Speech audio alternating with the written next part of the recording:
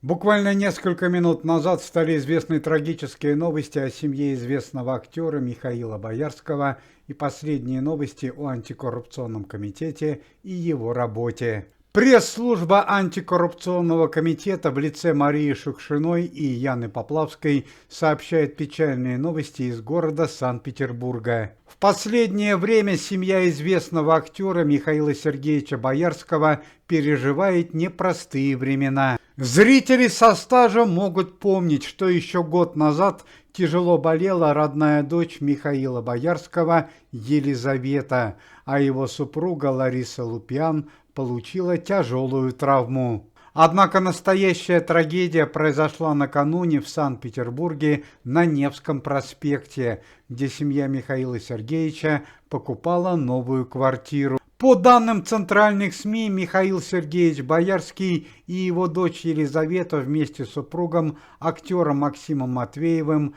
отправились в еще не полностью достроенный 16-этажный дом посмотреть свою новую квартиру. Семья Михаила Боярского осмотрела жилплощадь, а Елизавета и Максим вышли на балкон, где и произошла трагедия. Произошло обрушение балкона 4-го этажа. По всей вероятности, были еще не до конца закончены строительные работы. Ответственность за трагедию взяла на себя строительная компания «Огни Санкт-Петербурга».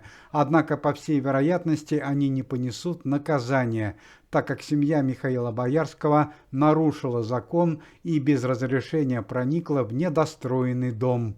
В результате падения с многочисленными травмами и ушибами в центральную больницу Санкт-Петербурга были доставлены Елизавета Боярская и Максим Матвеев.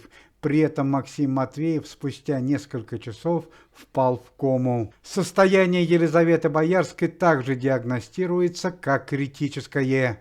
Но и по традиции последние новости о антикоррупционном комитете и его работе. К сожалению, печальная новость состояния здоровья членов антикоррупционного комитета известных актеров Александра Домогарова и Бориса Щербакова ухудшилась.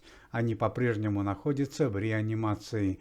Напомним, что данные артисты несколько дней назад получили тяжелые ранения в городе Сочи при открытии антикоррупционного комитета. Сегодня члены антикоррупционного комитета и известный артист Константин Хабенский побывали на Кунцевском кладбище столицы и почтили память родного сына Константина Юрьевича, который ушел из жизни в результате страшной трагедии в Крокус-Сити, которая произошла 2 месяца назад.